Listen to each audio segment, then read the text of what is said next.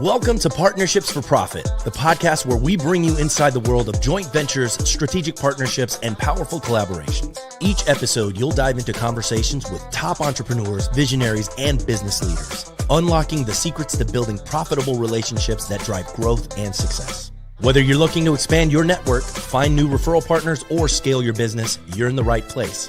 Let's get started.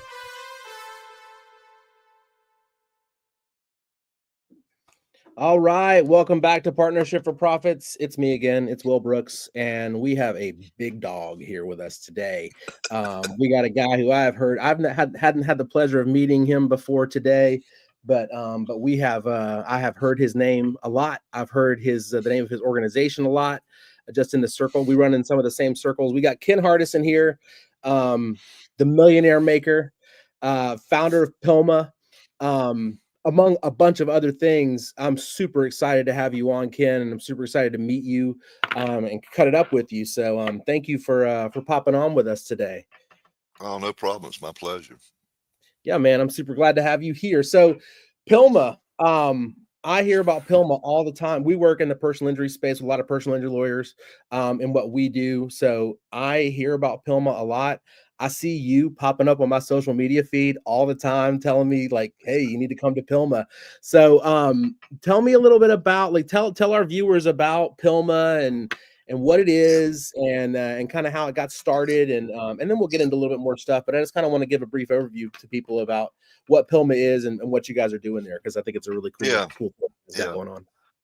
So PILMMA is Personal Injury Lawyers Marketing and Management Association. And I started it about 15 years ago, really as a quirk. I had sold my first law firm in 2010, and I was in Raleigh, North Carolina. I moved down to North Myrtle Beach. I love to play golf. There's about 80 golf courses down there within like a 20-mile range. Yep. And I like the water, and there's a lot of water in the beach down there in Myrtle. So, and a lot of good restaurants and a lot of good bars. So I went down there and was going to retire at 52. And just to be honest with you, I got bored as shit after about 6 months. Yeah. It was so much golf and so much, so many beers you can drink. Yeah. So and what had happened is I had grown my firm really fast and really had I came from nowhere. Like I went from 2 lawyers and 3 staff to 13 lawyers and 57 staff in like 5 years, from like 96 to 2001. Yeah, a lot of great things happened, a lot of bad things happened. And so even after I sold out and went down to the beach, was going to retire, I'd get lawyers calling me up, emailing me, asking a lot of questions. How'd you do this? How'd you do that, man? And my wife said, you need to start charging for this. She says, you got valuable. She says, it costs you a lot to learn it. I said, well, you're right. It did. Some of them, I never said I made a mistake. I said I had learning experiences, and some of them were a hell of a lot more expensive than other ones. But it was all trial. It was all trial and error, because nobody else in your own market is going to tell you anything. I mean, and I don't blame them. I wouldn't either, And I saw a need for it, and I had been doing a little mastermind back in 2005 with about 7 or 8 other lawyers with my firm, and we'd get together 2 or 3 times a year and share what was going on, what was working, what was not working. They were in different parts of the country.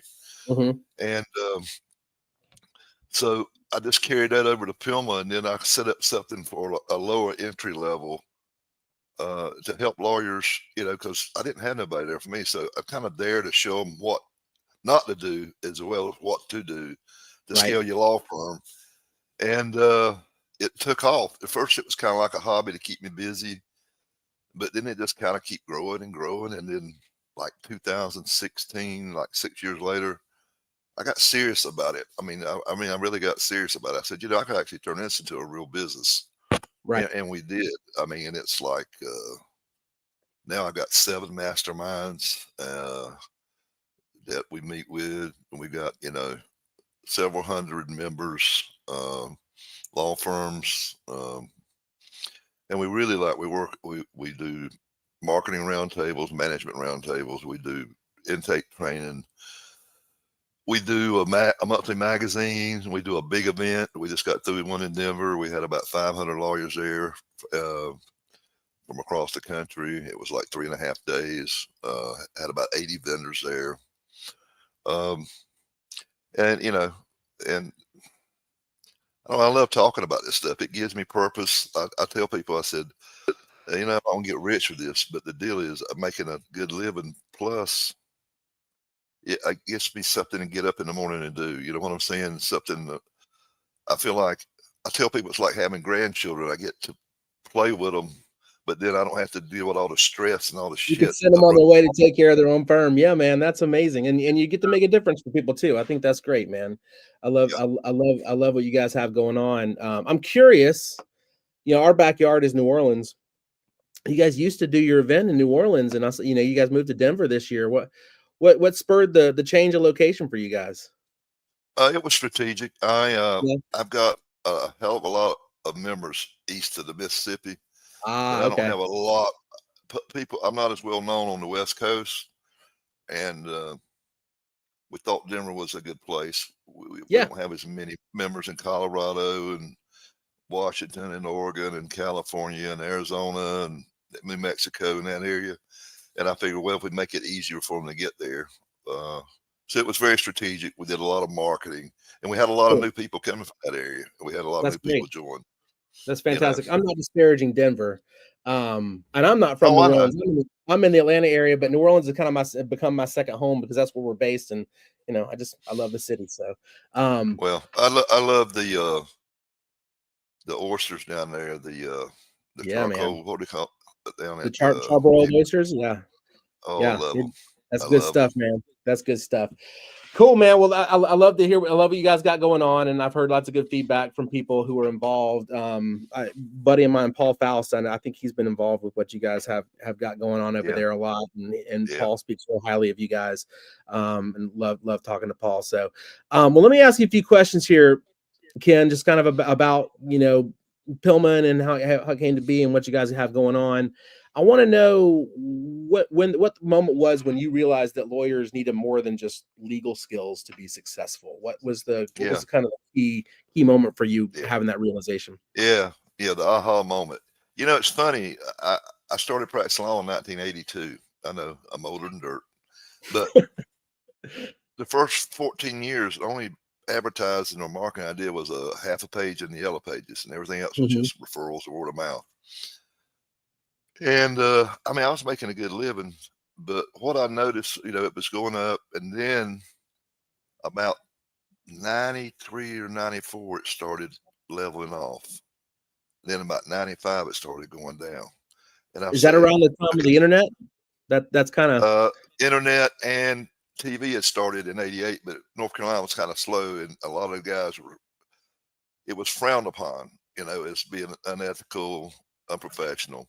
But some lawyers started doing it, and it got a little bit heavier in the early mid 90s, like 4 or 5 years after it got started. And so I used to do primarily personal injury and criminal. Believe it or not, in a firm that we had 3 lawyers and about 10 staff. So I'm going to court one morning to try a DWI case, and I'm in the courtroom waiting for my client. He comes walking in with crutches.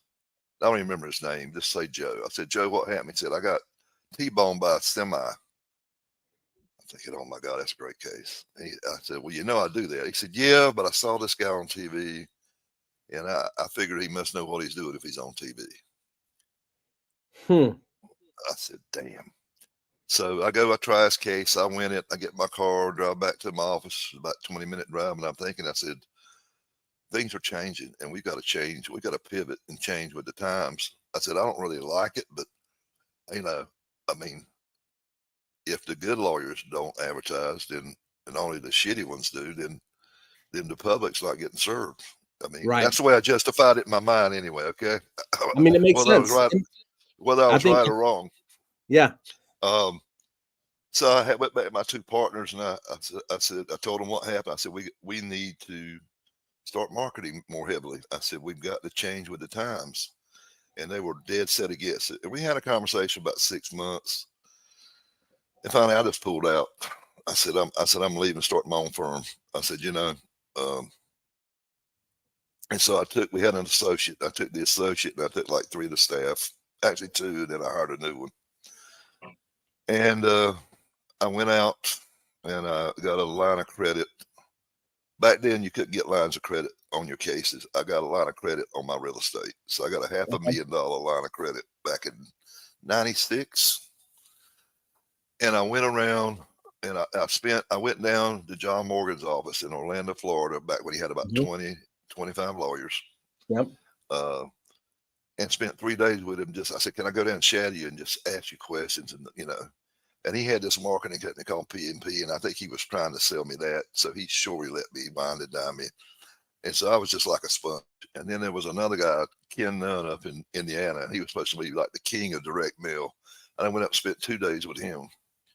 And, and then I read lots of books, went to other events that were on marketing, but not for lawyers, because there was nothing out there, just to be honest with you. There was nothing.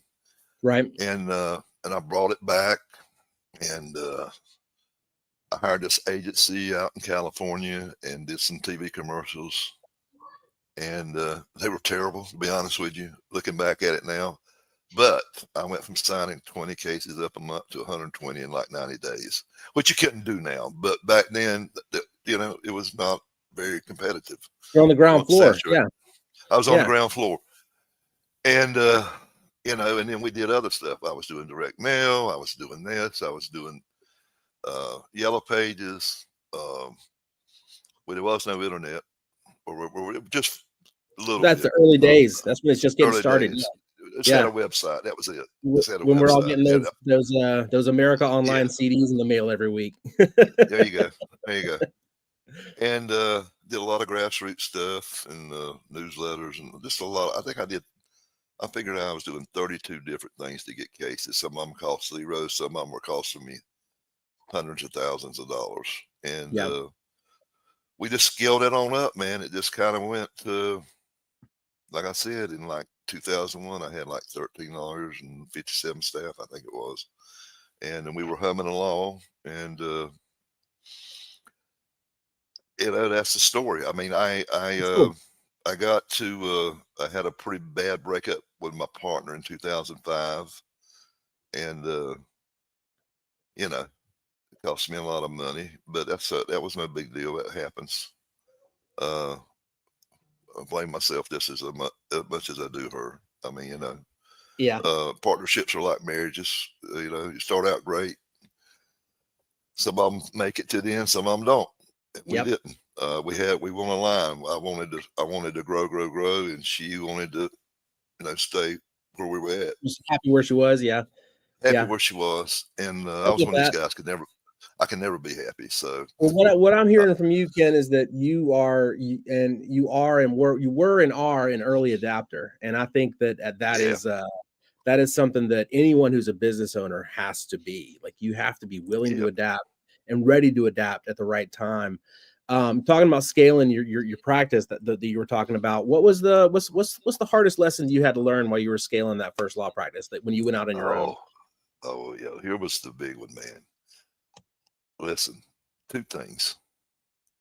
The number one mistake I made was I did not have the infrastructure set up to handle, the 5 or 6 times. Or even just everything I was getting. Everybody was calling me raising hell. I mean, no bar complaints, thank God. But I cut off the TV for like 3 months and hired this lady that really was really sharp on far as infrastructure, systems, processes, and I got her. I said, I got to have help. And she went in there and just, we had a process on how to go use the bathroom. I mean, we had everything. And it's really good because it helps when you're having to hire, and we were having to hire new people all the time, because, when you start out, say the first 12 months and you're adding another 100 cases every month, 120 cases, and you ain't settled, you got, because it takes time for cases to settle. I mean, for a majority of them. So, which is another problem, that is your cash flow. You've got to be Right. ready. And I did not set aside enough money I did for the marketing, but not for the infrastructure. And so, I mean, I come this close to going bankrupt. There's no doubt about it. I went like Wow. 6 months without drawing a dime out. In fact, it's the only time I ever been depressed in my life. I got depressed about, I think it was like, just say it was like 15 months into it. And I said, if this thing don't turn pretty soon, I'm gonna have to close it down. I just Right. can't go any further. And then it turned, man. And I That's had my great. first six-figure month. And and then it got like in 2001, my overhead was like 100,000 a week. I mean, that's the way. I mean, 75,000 a week actually. So and somebody, one of my high school friends, said, "I don't know how you can sleep at night." I said, "Well, it didn't happen overnight. It was gradual. I mean, it's kind of just kind of like just kind of grows up in front of you. Right. You don't really see it. It's like watching a kid grow up. All of a sudden, he's grown. You don't know it. So that's awesome. You mentioned not having the procedures and the policies in place to handle the growth. Something that we have struggled with in our business, and I know that all business owners struggle with, whether you're a lawyer or whether you're not, is that decision of like when you're small, right? When you don't have a whole lot of people, do you take the time to create those procedures before you have the business, or is it better to focus on getting the business in the door and then getting the procedure in place? Because it's hard to kind of do both at the same time when you're small. What in your mind, what's the right way to do that? I always want to know from successful people kind of what Yeah. the order is on that. If it was me looking back on it now, I would have a different answer 10 years ago. But I would say you need to do both. But here's the deal: you don't need to go 100% both. Like what I would do on the process and procedures is get everybody on your firm to spend 1 hour a week, just 1 hour a week. Try to get one process done, and get somebody to okay it and not whoever's the best at that job, get them to do the process. The You right know what I'm person, saying? right seat. Yeah, yeah. Yeah. And then, push it into whatever you're going to store it in. I mean, we use a system called Touchstone, but there's a lot of them out there. Sure. And, and, and don't do it by, and then another big mistake I see firms make is they do it by the person. Like this is Jane. So this is all her processes. No, you do it by position, because when you're small, like at PILMMA, we might have a person that's doing 3 different jobs, right? Well, we're not going to just say, okay, Jane, this is her 3 different jobs. No, we're going to say this is one job. This is another job. This is all process. This, because what you really want to do, look at where your business is going to be 5 years from now, and kind of see what positions, even though you might not even have that position, or you might have one Right. person doing 3 of those jobs, and set it up and kind of set up your org chart, what you want to be like in 5 years. And that's what I did with PILMMA. I wasn't smart enough to do it with my law firm, to be honest with you. That's the lesson learned, right? Yeah. I mean, it's, I mean, I'm 68. I'm still learning, man. I learn every day. I mean, I was on a call. I also do a big Q&A on Zoom every month. All the members, and they get on there and just ask, and they're teaching me, man. I mean, I learned some Right. stuff today about AI that just blew my mind. Oh man. So, Is that it's, yeah, I mean, that's, once you ever stop think you know it all, you're in trouble. I'm gonna tell you that. You always somebody knows something you don't know. I For promise you. sure, for sure. I think the AI thing is another example of that early adapter. The people who are adapting to that early are the ones who are going to succeed and grow the right way. So Yep. speaking of growth, tell me what you think is the number one reason why most law firm owners hit a plateau in their growth. Yeah. Why they kind of get to that level and they have a hard time getting over that hump. What's stopping them? Well, it could be several things. I mean, I thought about that was, it could be that their marketing, they've been one thing, it could just be complacent and not, but I think the biggest problem is they don't, like you said, they don't adapt and pivot as things change. Okay. Every time you double your growth, you have to re-engineer your infrastructure, but your marketing also. Let me give you an example. we were doing great, right? I said 2001, you know, we were killing. We were spending in 2004, 2005. I was spending $625,000 a year on Yellow Pages. But I knew my numbers, and I was still getting cases. But in 2001, I was getting cases for $1,200. In 2005, they were costing me $2,700, and that didn't make sense to me. And I was looking at us getting cases on the internet for $350 or $450, and I said, and so I cut every Yellow Page ad. I think by 2006, I was spending $35,000. And of course, I had the big wigs come in. I mean, I had like regional sales managers come in just trying to convince me. And I said, no. I said, in fact, he said, well, we got the tracking. All these people are calling you. I said, but did they see me there or did they go look me up? It might could have been looking me up in the damn white pages. So what I started doing was asking people not only what were you looking at, but where have you seen us before? Have you seen us on TV? Have you heard us on radio? Have you seen us on billboards? You know. So we went out and we were like, I ain't gonna say we were the first one to go completely out, but we were one of the top 3 or 4 in the nation that went away from Yellow Pages. I mean, and we just took that money and we split it up between TV and online. And we got our cases cheaper. I mean, like right now, what's happening in the market right now is lawyers are still getting cases off of TV, but it's costing them more and more per case all the time. You know what I'm saying? Same thing with PPC. I mean, it's just getting more saturated. You know, you're not going to do what I did. You're not going to be able to go in there and go on TV and automatically within 2 or 3 months. I mean, in fact, we had one of our mastermind members. It took him 18 months, and he was spending a lot of money to get to where he was seeing some really good traction and stayed steady. And that's the way it is now. It's 12 to 18 months, where with me it was 2 to 3 months. Yeah, 100%. you got to have a lot of money and a lot of patience. And most lawyers, you know, and it's like most businesses, you know, one of the biggest killers of business is undercapitalization. We know that. And so you got to be, you know, in fact, I almost did it, to be honest with you, when I went, because I borrowed a lot of money for 1996, you know, but still I didn't have enough. I didn't plan out. I wasn't smart enough then. So that's the great thing about PILMMA. I get to tell all these young lawyers, don't screw up like I did. I mean, you know, I did some really good things too. And I would try new marketing deals and test them. You know, I go take something from another industry and try it. You know, maybe do a little tweaking here and there. I mean, you know, and sometimes it worked and sometimes it didn't. I mean, you know, but at least I was kept trying something new. Yeah, I think with the with you know, using social media and using the internet to market yourself, like you said, there's so many people using it, so many hours every day. It is very saturated, and it's a long game. To use it, it will pay off for you, but you have to. That patience is so key, and sticking with it and just keep grinding, and you're going to be seen as the expert in your field if you continue to do it, because everybody else is going to stop. They're not going to be as patient as you are.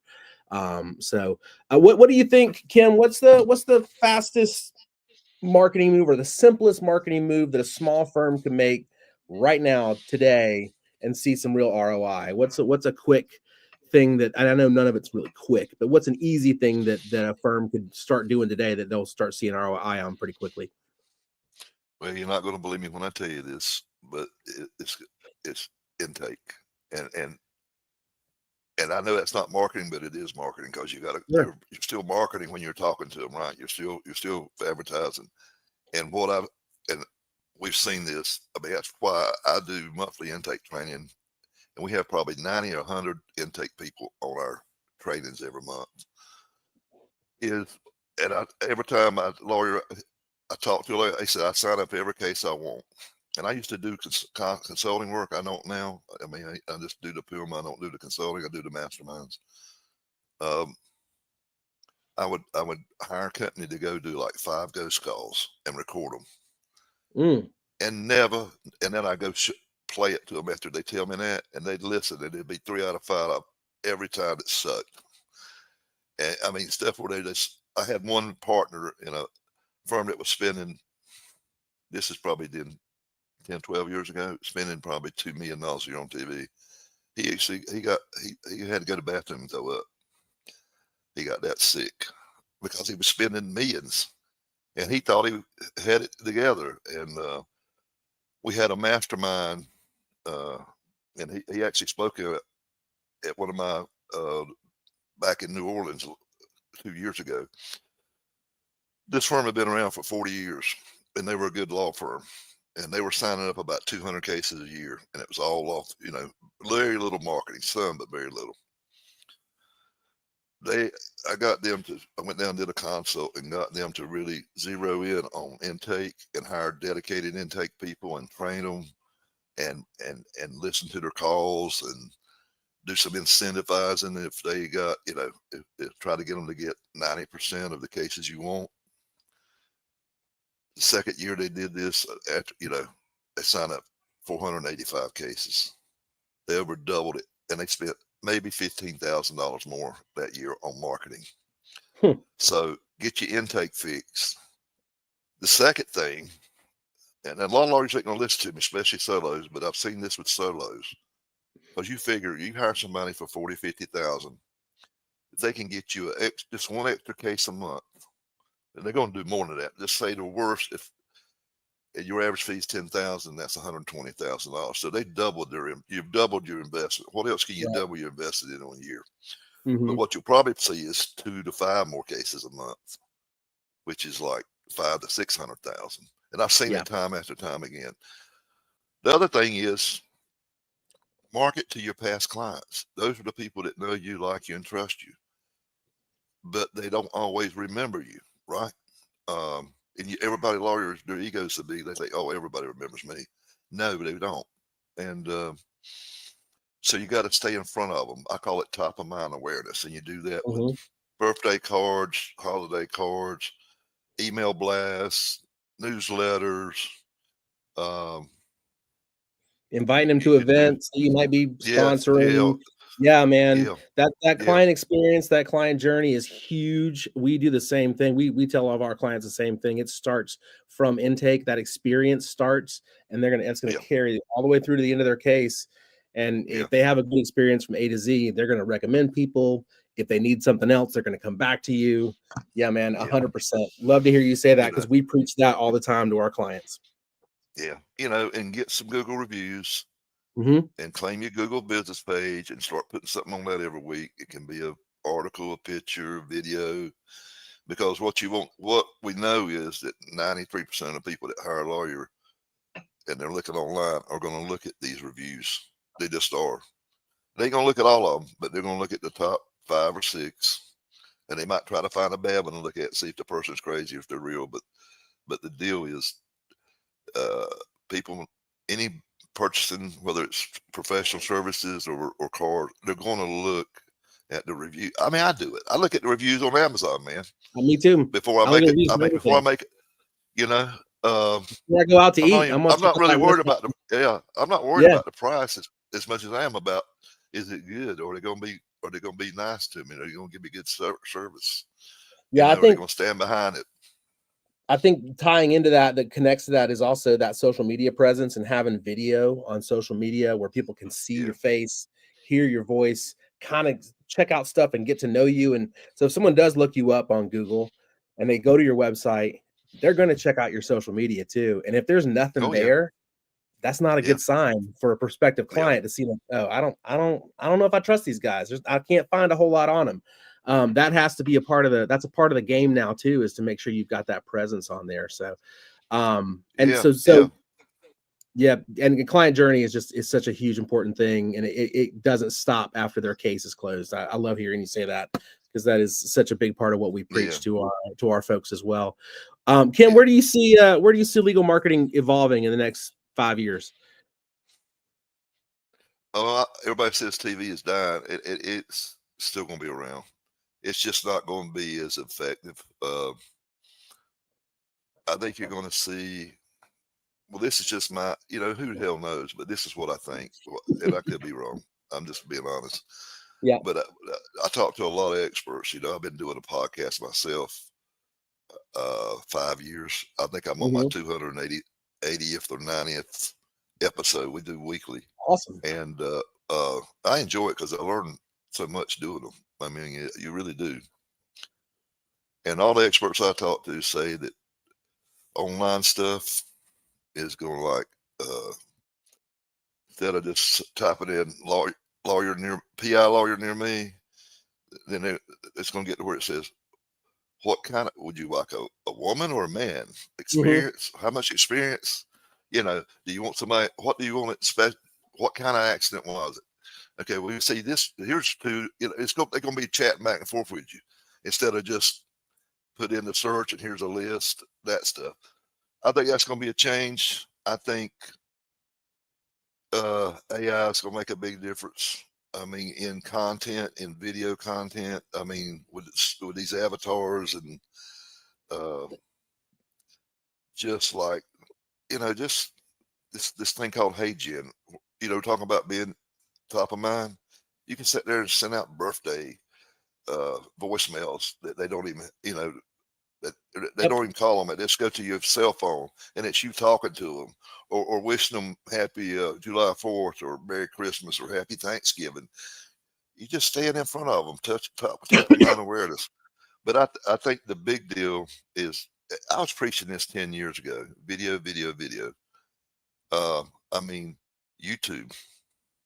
Okay, YouTube. I know we got the social media. I know we got the Instagram, and we got TikTok, and we got Facebook. Um, and I don't think that's going anywhere unless they outlaw TikTok. Who knows? But who knows? But it's like you said earlier. It's just a matter of being out there everywhere. What you want, you know, if you're really a good marketer, you want to be everywhere. You want somebody that when they go online, they see you friggin' everywhere. They say Right. this guy's everywhere or this gal's everywhere, Yeah. and you can make it look like that without spending a load of money. I mean, you know I what know. I'm saying? Yeah. I think online is the great equalizer because you might not can afford all the billboards and the TV and the radio, but most people can afford. I mean, I can take this phone here, man, and Make a quality video is and good. post it. Yep. Yeah, 100%. I mean, and they got Yeah. all these.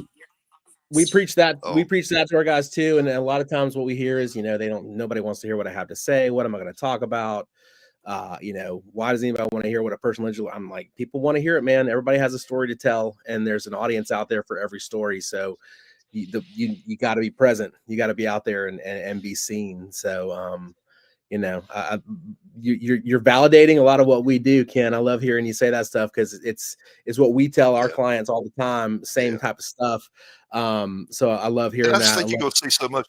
I think you're going to see so much more of it because it's like right now too. And I think you're going to see more of this. People are being able to do this stuff so much cheaper, man. Um, I've got 3 employees in Pakistan, Mhm. and I'm paying them less than $1,000 a month. And I got a Yeah. video editor, I got a graphic artist, I got a website guy that does, just keeps putting stuff in and changing my website around.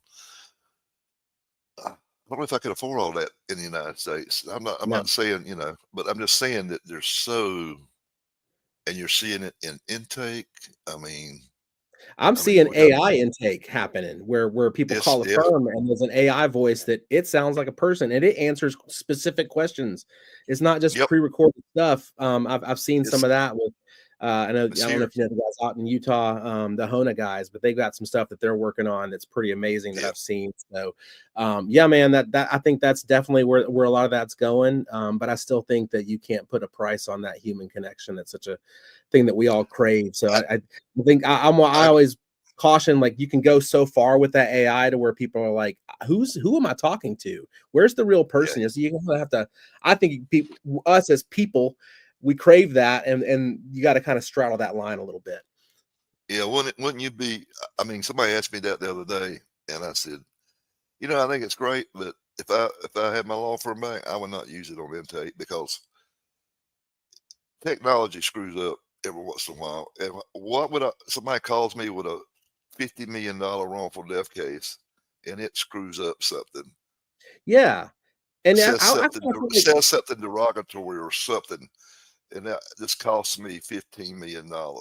well, and I I feel don't like know. when people are in that intake process, and I'm not a lawyer, you practiced. I feel like that's probably when people are actually at their lowest, when they're actually calling in to do that intake. Yeah, That's when they're at the bottom. I need help. I need a lawyer. I got to do something.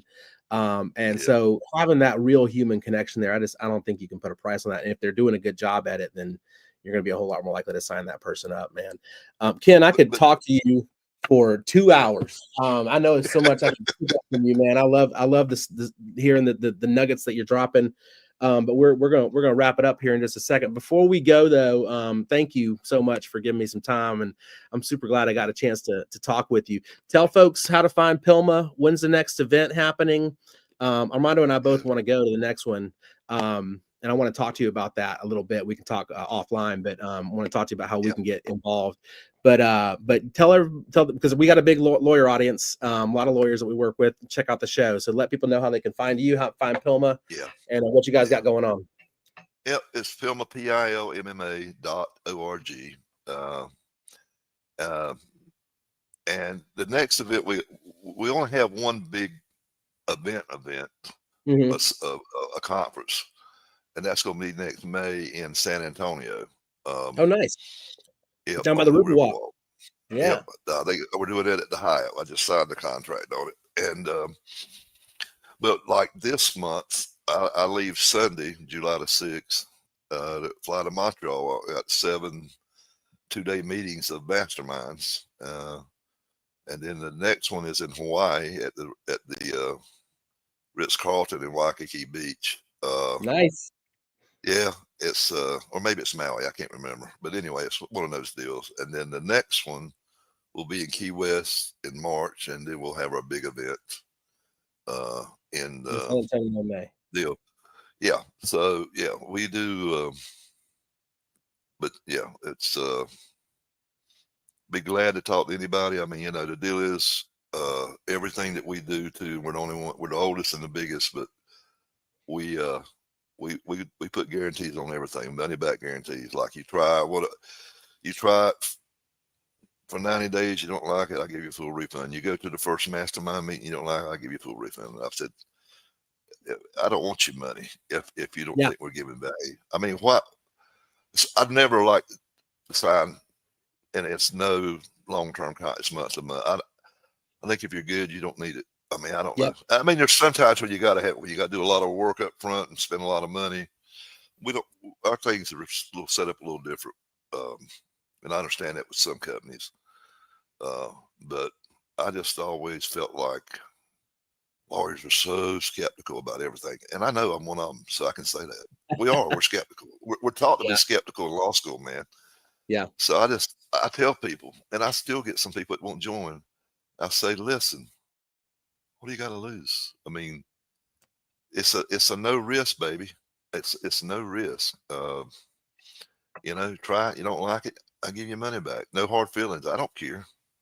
It's not going to break me. I mean, I'm not rich, but I could close it all down tomorrow. I could live a frugal, happy life. I mean, I'm not. I love that you got that mission of just wanting to help people grow and help people get to a better place and have a better business. I think that's amazing, man. So love the message, love what you guys are doing. We're gonna get you back on here, and we'll get you back on in a few months as we get closer to the big event in May. We want to get you back on and talk some more. And like I said, I do want to talk to you when we're offline about what we can do to get involved with what you guys have got going on, because we're in the same universe. So but Ken, thank you so much for popping in today, and thank you all the folks out there. If you're watching live or if you're going to watch it later, we appreciate you checking in with us and checking out the show. And we'll have another one coming up. I think we got another episode coming tomorrow with another host. I think we got our girl Macy hosting tomorrow with our guest tomorrow. So come back tomorrow and check that out. Ken, thank you so much. And thank you guys for watching. And we will see you next time on the next episode of Partnership for Profits. Thanks for joining us on this episode of Partnerships for Profit. We hope you've gained valuable insights on how to form profitable partnerships and take your business to the next level. Be sure to subscribe and leave us a review wherever you listen to podcasts so you never miss an episode. Got a partnership story to share or someone you'd like to see featured on the show? Reach out to us. Until next time, keep building those partnerships for profit.